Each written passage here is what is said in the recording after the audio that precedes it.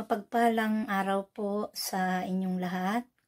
Ako po'y nagagalak na anyayahan kayo na panoorin ang OHC video sapagkat kung meron po kayong mga katanungan na hindi nasasagot patungkol po sa banal na Torah, dito po masasagot ang inyong mga katanungan o gumugulo sa inyong isipan. Katulad ko po noong hindi pa ako nakakapanood nito ay marami pong gumugulo sa aking isipan at hindi masagot-sagot ang aking mga katanungan. Pero nung napanood ko po itong video ng OHC, ng Mensahero ng Silangan, ay nagkaroon po ng linaw ang aking mga katanungan at gumugulo sa aking isipan. Kaya po itinuring ko po na ito ay pagpapala sa buhay ko. Sana sa inyo din po. Maraming salamat po.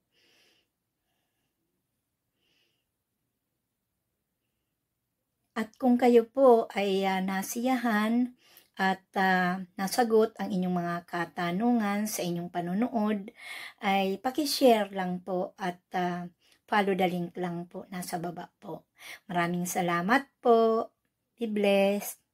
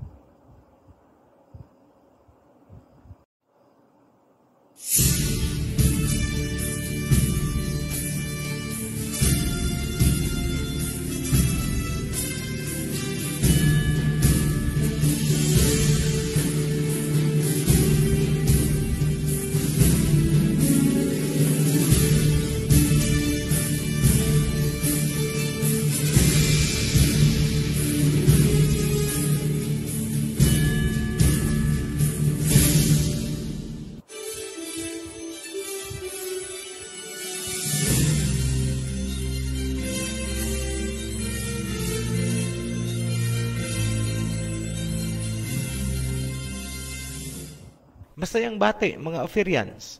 Bilang pagpapatuloy ng series, ang video na ito ay mag-focus sa kung ano at gaano bakit talaga kabigat ang kasalanan ni Eve, bakit gano'n na lang kabigat ang naging parusa. Bilang panimula, magbibigay po kami ng isang tanong na nais naming sagutin nyo sa inyong sarili as honest as possible. Dito nyo masusubukan kung talaga bang tugma sa Biblia ang doktrina na inyong pinaniniwalaan. Pakinggan niyong mabuti ang tanong. Ano ang dahilan bakit may kamatayan sina Adam and Eve at ang sangkatauhan? Letter A. Dahil kumain sina Adam and Eve ng ipinagbawal na prutas. Letter B. Dahil hindi kumain sina Adam and Eve ng prutas mula sa Tree of Life. Isa lang po dyan ang tama. Walang both of them. Only one answer. Ulitin po natin ang tanong. Ano ang dahilan bakit may kamatayan sina Adam and Eve at ang sangkatauhan? Letter A. Dahil kumain sina Adam and Eve ng ipinagbawal na prutas. Letter B. Dahil hindi kumain sina Adam and Eve ng prutas mula sa Tree of Life. Huwag po kayong mag-alala kung biglang sumerko ang inyong isipan. Expected po namin yan.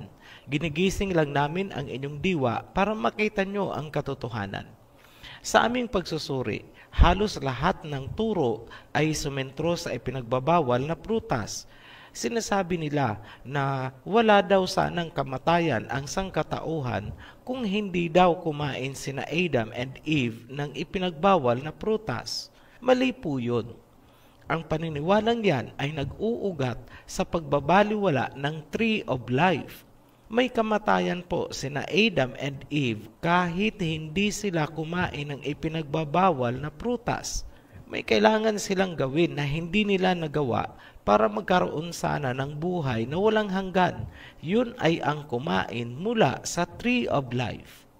Sinabi sa Biblia na sila ay mamamatay kung kakain ng ipinagbawal na prutas. Tama po yun, hindi natin yan kinukontra.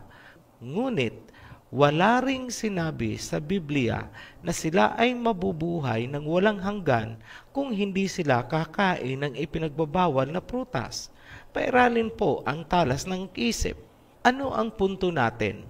Magbigay tayo ng halimbawa para lalong madaling maintindihan. Kunwari, ang ama ay isang doktor. Ipinagbawal niya sa iyo ang isang uri ng pagkain dahil ikamamatay mo yon. Sinunod mo ang doktor, hindi ka nga kumain noong kanyang ipinagbabawal. Ibig bang sabihin, hindi ka na mamamatay? Mamamatay ka pa rin dahil ikaw ay isang physical na nilalang galing sa lupa. Ganyan din po ang sitwasyon ni na Adam and Eve kahit noong hindi pa sila nagkakasala. Basahin natin. Genesis chapter 2 verse 17. But you must not eat from the tree of knowledge of good and evil, for when you eat from it, you will certainly die. Kapag kumain kayo, siguradong kayo ay mamamatay. Bakit? Kasi nga may kamatayan pa sila. Vulnerable to death dahil ang kanilang flesh ay corruptible pa. Ito ay isang tagisan ng analytical versus doctrinal na pamamaraan ng pag-aaral ng Biblia. Bigyan nyo ng panahon ang sarili nyo na unawain ang inyong mga pinaniniwalaan. Kilalanin nga muna natin sina Adam and Eve bago pa sila nagkasala. Genesis chapter 2 verse 7. Then the Elohim formed a man from the dust of the ground and breathed into his nostrils the breath of life, and the man became a living being. Saan galing? Dust of the ground. Ibig sabihin, ang katawan ng tao ay galing sa lupa. Ang mga hayop kaya, saan galing? Genesis chapter 2 verse 19. Now the Elohim had formed out of the ground all the wild animals and all the birds in the sky. Klarado, galing din sa lupa. Meaning, sila ay physical beings. Patunayan natin na physical being nga sina Adam and Eve. Genesis chapter 2 verse 16. And the Elohim commanded the man, you are free to eat from any tree in the garden. Kumakain ba? Yes. Ibig sabihin, physical ang katawan. Tingnan din ang pangyayari noong nilikha si Eve. Genesis chapter 2 verse 21. So the Elohim caused the man to fall into a deep sleep, and while he was sleeping, he took one of the man's ribs and then closed up the place with flesh. Pinatulog ng ama si Adam, tapos kumuha ng isang tadyang at mula doon nilikha si Eve. May tadyang? Yes, physical. Bakit kailangang malalim na tulog? Para hindi masaktan. Physical? Yes. Huwag na pong pagtalunan kung ang tadyang ba talaga ang kinuha o kung anumang bahagi, basta ang importante may kinuha. Noong ibinigay na kay Adam ang babae, ano ang sabi ni Adam? Genesis chapter 2 verse 23. The man said, this is now bone of my bones and flesh of my flesh. She shall be called woman, for she was taken out of man. Ayan, may buto at laman. Pinatunayan din ng verse na ito na iisang genetic line si Adam and Eve. Natutuwa si Adam dahil ang ibinigay sa kanya ay galing mismo sa sarili niyang katawan. Ibig sabihin, hindi hybrid. Maliwanag. Physical flesh, kaya may kamatayan. Walang contradiction. Para sa mga mahilig maghugot-hugot, tapal dito, tapal doon ng mga verses, alam namin, gagamitin nyo ang Romans chapter 6 verse 23. For the wages of sin is death. Hindi pa po yan applicable sa panahong ito ni na Adam dahil hindi pa sila nagkakasala. Huwag rarambulin ang timeline. May kailangan tayong himayin sa susunod na talata. Pakinggan pong mabuti. Genesis chapter 2 verse 16. And the Elohim commanded the man, you are free to eat from any tree in the garden, but you must not eat from the tree of knowledge of the good and evil, for when you eat from it, you will certainly die. Pwede silang kumain kahit anong bunga mula sa kahit anong kahoy sa garden. Tanong, nasa garden din ba ang tree of life? Yes. Pwede ba silang kumain ng bunga mula sa Tree of Life? Yes. Kasi ang sabi ay kahit ano pwede, huwag lang ang galing sa Tree of Knowledge. Ang puntong ito ang dinadaan-daanan lang, ngunit hindi pinapansin. Ngayon, bakit sinabi ng Ama na mamamatay sila kapag kumain mula sa Tree of Knowledge? Dahil alam ng Ama na may kamatayan pa sina Adam dahil nga sa sila ay physical body. Pangalawa, hindi pa nakakakain mula sa Tree of Life. Yan ang rason bakit sinabihan silang mamamatay kayo kapag kumain ng ipinagbabawal na prutas. Klarado po. Kung babasahin nyo ang context ng Genesis chapter 2 verse 9, inilarawan na ang Tree of Life at ang Tree of Knowledge ay parehong inilagay sa gitna ng Garden of Eden. Genesis chapter 2 verse 9. The Elohim made all kinds of trees grow out of the ground, trees that were pleasing to the eye and good for food. In the middle of the garden were the tree of life and the tree of knowledge of good and evil. Pansining mabuti na oras-oras ay nakikita ni na Adam ang dalawang kahoy dahil nasa gitna ito ng garden. Ibig sabihin, lagi silang nahaharap sa dalawang pagpipilian. Life or death, buhay na walang hanggan or kamatayan, tree of life or tree of knowledge. May choice na pagpipilian. Binaliwala ni na Adam and Eve ang tree of life bagkus ginusto nila ang tree of knowledge. Sinuway din nila ang utos at warning ng Ama na sila ay mamamatay. Anong klaseng attitude pala ang pinairal nila? Parang ganito lang po. Titikman namin ang sarap ng ipinagbabawal. Patay kung patay. Ano ang tawag sa ganyang pag-iisip? Pleasure and liberal thinking. Gustong tikman ang sarap, sukdulang ikamatay. Klarado po tayo dyan. Ano ang nangyari matapos silang kumain? Genesis chapter 3 verse 22. And the Elohim said, the man has now become like one of us, knowing good and evil. He must not be allowed to reach out his hand and take also from the tree of life and eat and live forever. Sinabi na ang tao ay naging parang Elohim. Alam na ang mabuti at masama. Hindi sila dapat payagang makakain mula sa Tree of Life upang hindi magkaroon ng buhay na walang hanggan. Maliwanag na ang pinanggagalingan ng buhay na walang hanggan ay ang Tree of Life. May kasalanan o wala, magkakaroon ng buhay na walang hanggan kung makakakain sila mula sa Tree of Life. Sa makatuwid, ang hindi nila pagkain mula sa Tree of Life ang totoong dahilan kaya sila ay may kamatayan. Sablay ang doktrinang nagsasabi na kaya may kamatayan dahil kumain ng ipinagbawal na prutas. Ang totoo pala ay kaya may kamatayan kasi hindi kumain mula sa Tree of Life. Paano pala kung kumain sila sa Tree of Life bago ang pagkakasala? Sagot, magkakaroon sila ng buhay na walang hanggan. Paano naman kung una silang nakakain mula sa Tree of Life at pagkatapos kumain din sila sa Tree of Knowledge na ipinagbabawal? Sagot, magkakaroon sila ng buhay na walang hanggan at malamang hindi na sila natuksong kumain mula sa Tree of Knowledge. Ngayon, paano naman kung matapos silang kumain ng ipinagbawal na prutas, nakakain pa rin sila mula sa Tree of Life? Sagot, pwedeng eternal doom ang mangyari sa kanila. Bakit? Mabubuhay sila ng walang hanggan, ngunit hindi sa piling ng Ama dahil may pagsuway silang ginawa.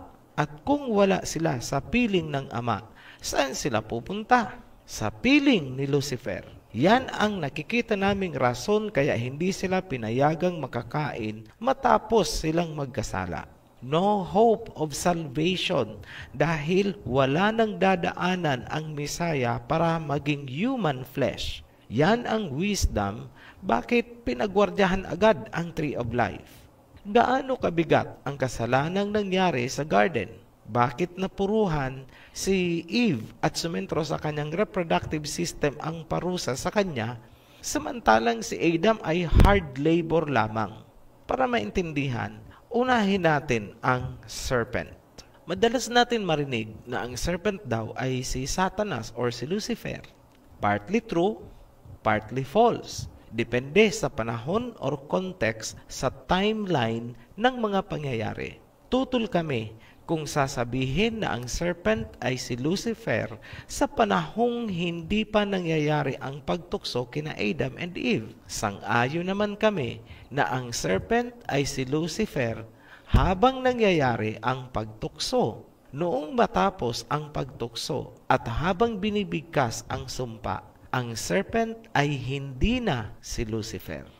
Kailangang pansinin mula sa Biblia na hindi si Lucifer ang tinamaan ng sumpa, kundi mismong ang serpent. Ipapaliwanag namin ng hiwalay bakit tinawag si Lucifer na Old Serpent. Hindi po permanenteng identity ni Lucifer ang pagiging serpent.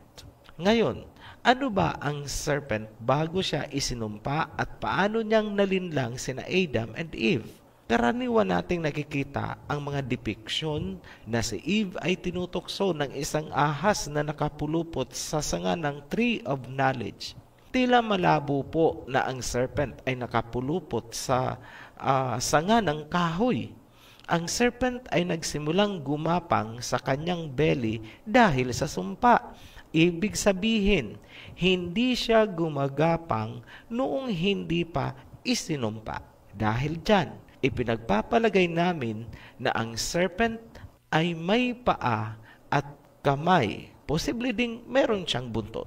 Ito ay isang typical na reptile kagaya ng mga lizards at crocodiles. Sinabi din sa Genesis chapter 3 verse 1, ang serpent ay kasama sa mga nilikhang wild animals mula sa lupa.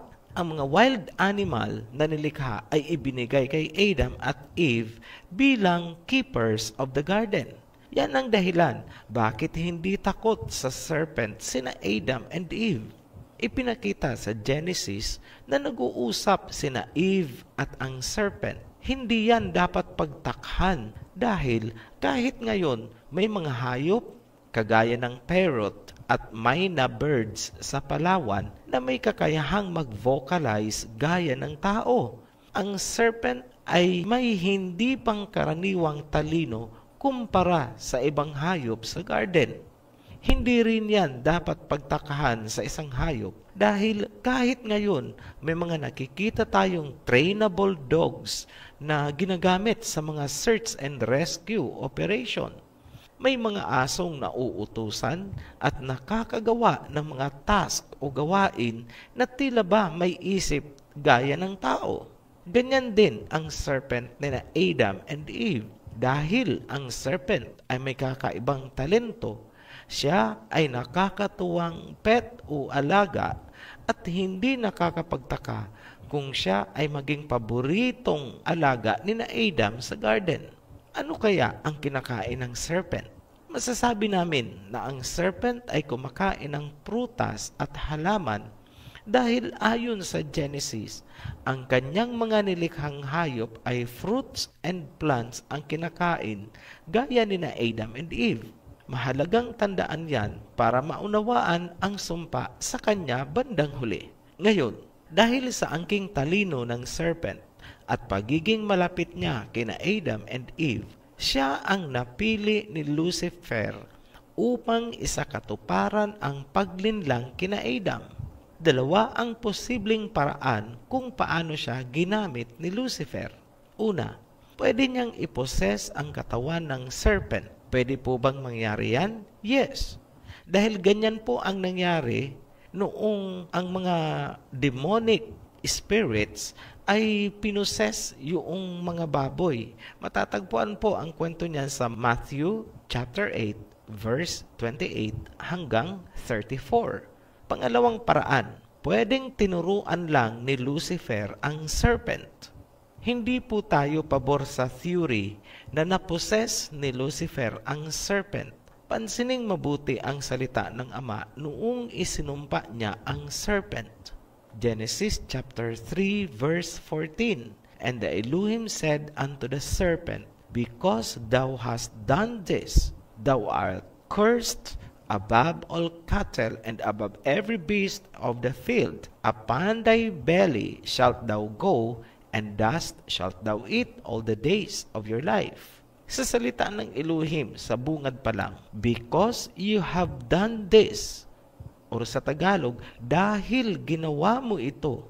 Sa ganyang bungad na salita, lumalabas na ang serpent mismo sa sarili niyang kusa ang tumukso kay Eve. Hindi siya possessed.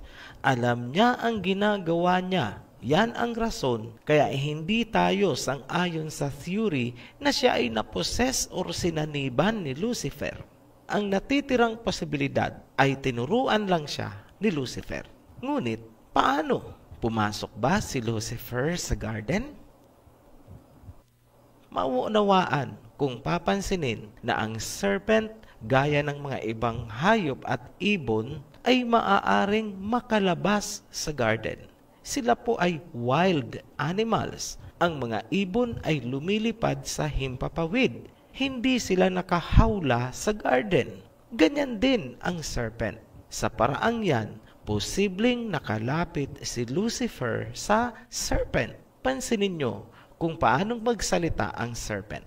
Ang sabi niya kay Eve, hindi kayo mamamatay, bagkus mabubuksan ang inyong mga mata at kayo ay parang magiging iluhim. You will be as gods. Napansin niyo po ba? Well-trained. Ang dami niyang alam na sekreto. Paano niyang malalaman ang mga mabubuksan ang inyong mata at kayo'y magiging gods? May nagturo. Pansinin niyo rin na ang tema ng pananalita ng serpent ay Luciferian. Paano namin nasabing Luciferian? Naandun yung pantayan ang Creator. Yung sinasabi niyang, you will be like gods. That is Luciferian. Yan ang ambisyon lagi ni Lucifer.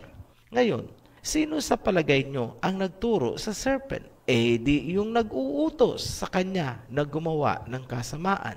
Wala nang iba, tumbukin na natin si Lucifer. Maraming theologians ang nagsasabi na at this point daw, si Lucifer ang nagsasalita at hindi ang serpent.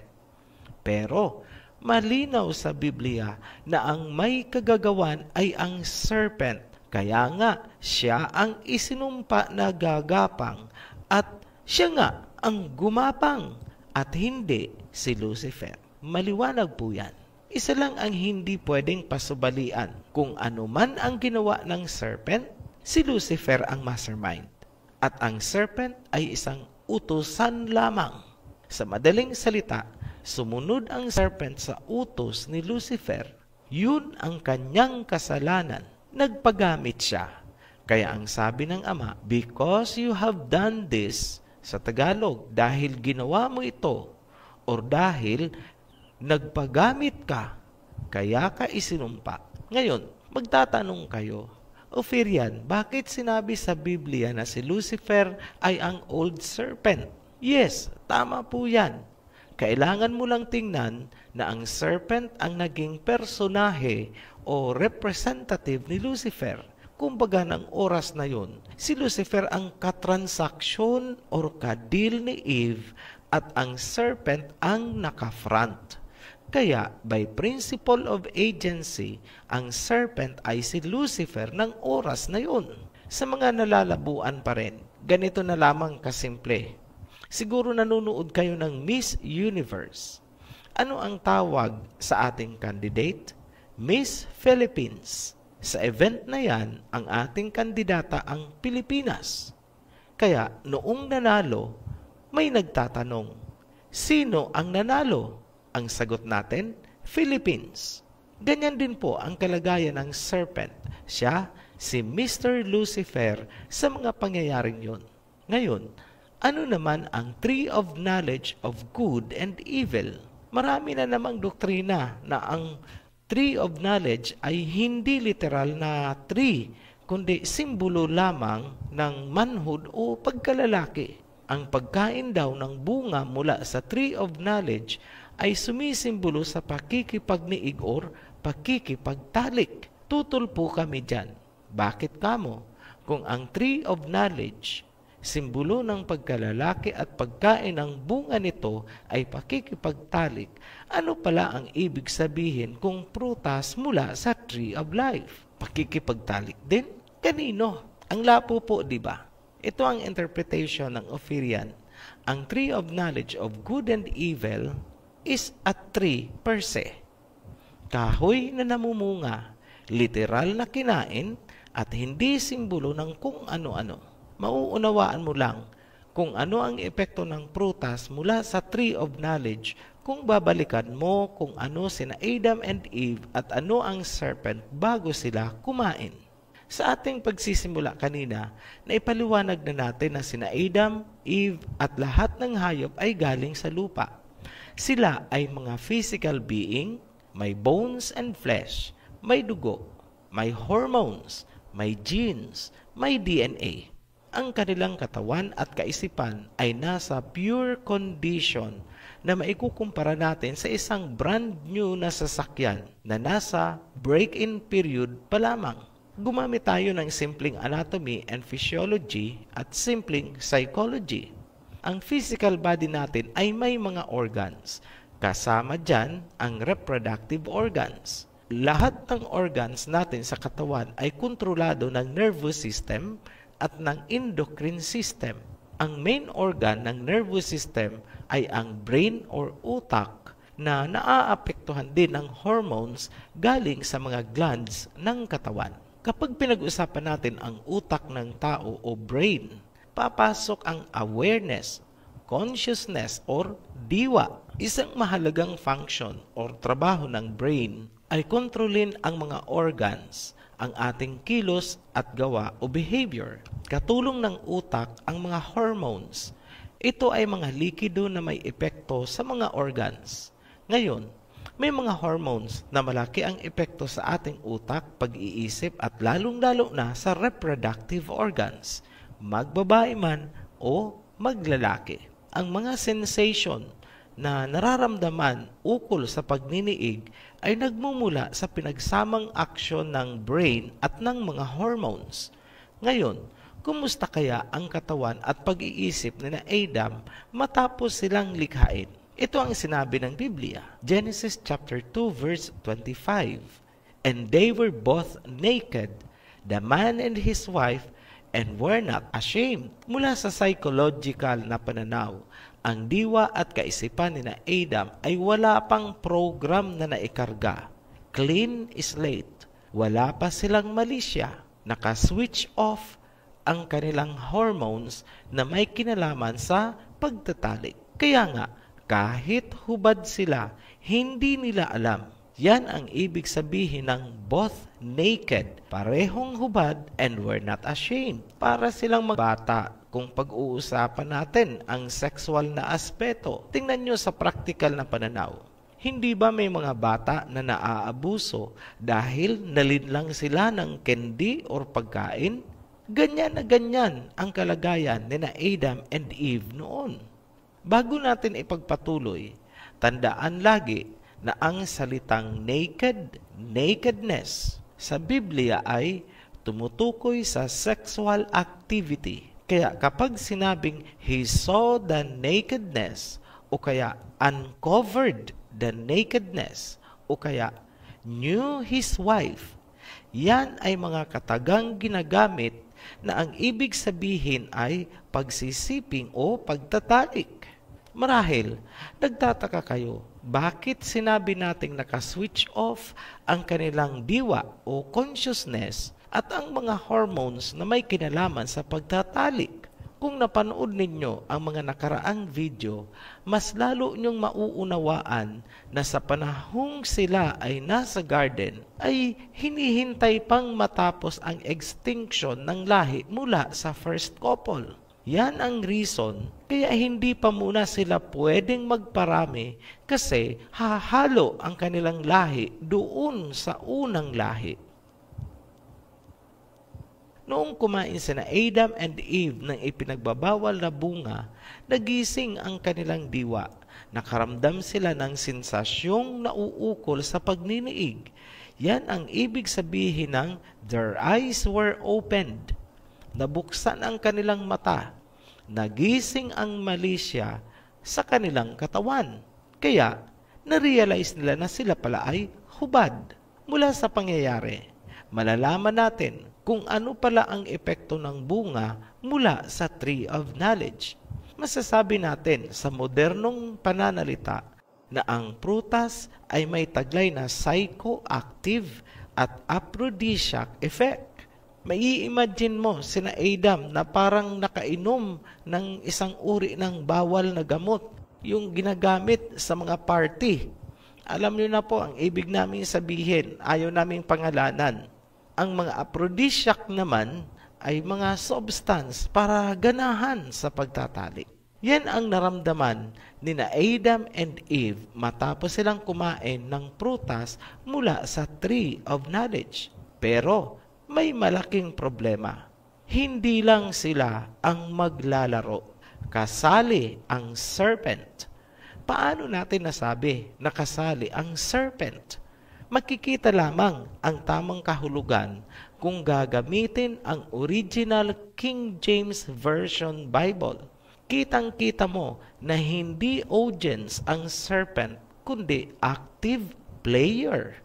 Genesis chapter 3 verse 13. And the Elohim said unto the woman, What is this that thou hast done? And the woman said, The serpent beguiled me, and I did eat. Beguiled ang ginamit na salita. Sa mga audience na Tagalog o sa mga viewers natin na Tagalog ang Bibliyang ginagamit, malamang hindi nyo ma-appreciate ang kahulugan dahil sa translation. Ang salitang beguiled ay katumbas ng salitang seduce o sa Tagalog, inakit. Ang salitang seduce naman ay ginamit din sa Revelation chapter 2 verse 20. Notwithstanding, I have a few things against thee, because thou sufferest that woman Jezebel, which called herself a prophetess, to teach and to seduce my servants to commit fornication and to eat things sacrificed unto idols. Malinaw na ang salitang beguile or seduce ay nauugnay sa sexual immorality at fornication. May kailangan pa tayong himayin. Paano nasabi ng serpent na hindi kayo mamamatay bagkus mabubuksan ang inyong kamalayan? Malaki ang posibilidad na naunang kumain ang serpent para maniwala si Eve na hindi nga nakakamatay ang bunga.